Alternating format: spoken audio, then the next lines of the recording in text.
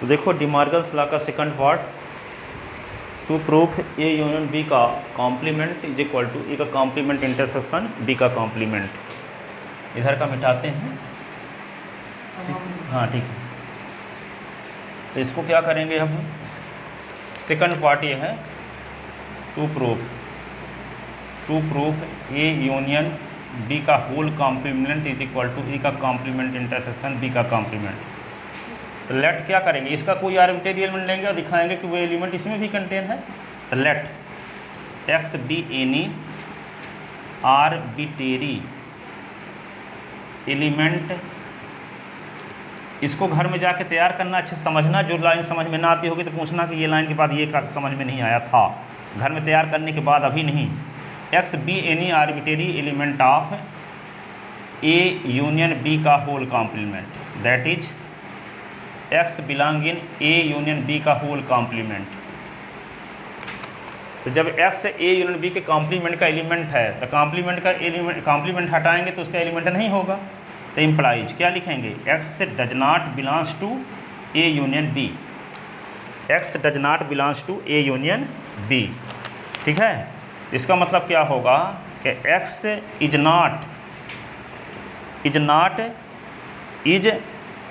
Neither in A और not in B. इसका मतलब जब ए यूनियन बी में एक्स नहीं है तो ना ए में रहा होगा ना ही, जब ए यूनियन बी में नहीं है एक्स तो ए में भी ना रहा होगा ना बी में रहा होगा। इसका मतलब x belong in does not belongs to A and x does not belongs to B. जब एक्स एक में एलिमेंट जब ए में भी नहीं था बी में भी नहीं था, इसका अर्थ यही ना हुआ कि एक्स ना ए में है और एक्स ना तो बी में है। और जब एक्स ए में नहीं है तो होगा किस में, ए में नहीं है तो कॉम्प्लीमेंट में। तो एक्स बिलोंग इन ए का complement and X belong in B का कॉम्प्लीमेंट। तब एंड लगा तो इंटरसेक्शन हो जाएगा। तो क्या लिखेंगे, एक्स बिलोंग इन ए और इंटरसेक्शन बी। तो जो एलिमेंट हम लिए थे इसका आर्बिट्रेरी, वही एलिमेंट इसमें भी चला गया। इसका मतलब इसके पूरे एलिमेंट इसमें है। जब इसके पूरे एलिमेंट इसमें है तो इसका मतलब ये वाला सेट सबसेट है इस वाले सेट का। तो क्या लिखेंगे, since for x belong in A union B का होल कॉम्प्लीमेंट वी गेट, क्या पाए कि एक्स बिलोंग इन ए का कॉम्प्लीमेंट इंटरसेक्शन बी का कॉम्प्लीमेंट इम्प्लाई। इसका ये अर्थ हुआ पहला सेट सबसेट है, ए यूनियन बी का complement is subset of A complement intersection B का कॉम्प्लीमेंट। ये होगा इक्वेशन थर्ड।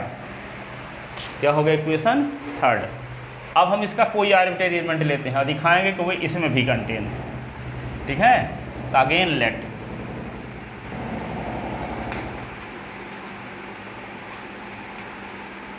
क्या लिखेंगे, again let y be any arbitrary element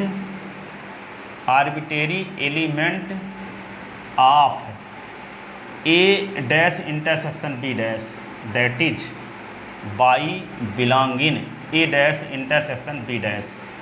मान लेते हैं कि दूसरे सेट का कोई आर्बिट्रेरी एलिमेंट क्या है, बाई। तो ये दूसरे सेट के जो एलिमेंट आर्बिट्रेरी लिए हैं यही दिखा दें कि पहले सेट में भी है। इसका मतलब दूसरे सेट के सब एलिमेंट पहले सेट में भी है, तो दूसरा सेट भी सबसेट है पहले सेट का। पहला सेट तो सबसेट दिखा दिए दूसरे सेट का, अब दूसरा सेट भी सबसेट दिखाएंगे पहले का, तब ना दोनों इक्वल सेट होंगे। ठीक है, तो बाई, इसका मतलब क्या हुआ, by belong in A dash and by belong in B dash. ऐसे by belong in A dash and by belong in B dash. इसका मतलब डैश हटाओगे तो क्या होगा, by does not belongs to A and by does not belongs to B. ये imply जैसे लगाते जाओगे। ठीक है, इतने। तो इसका मतलब ये हुआ by neither belongs to A, neither belong to A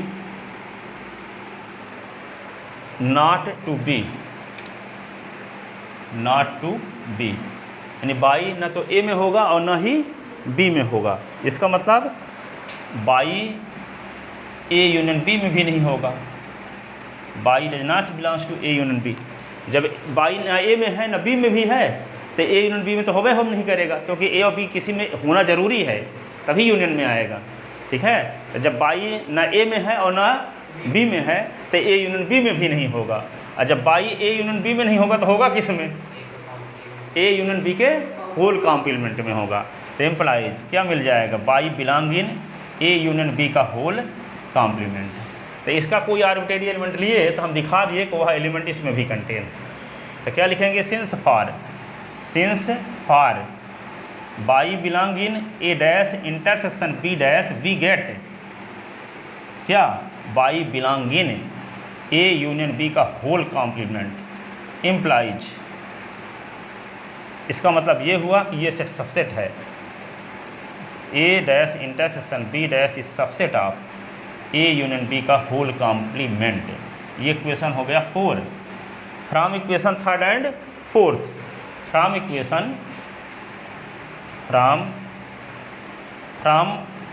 third and fourth लिखो। From third and fourth we get क्या मिला? ए यूनियन बी का complement is equal to A का कॉम्प्लीमेंट इंटरसेक्शन बी का कॉम्प्लीमेंट। Hence proved. ठीक है, तो ये ऑल स्टेट बोर्ड और सीबीएसई बोर्ड में हमेशा आता है। ठीक है, इसको अच्छे से तैयार किए रहना। और इस रूल का यूज कब तक होगा? जब तक आप मैथ पढ़ते रहोगे, अभी से पीएचडी तक। ठीक है,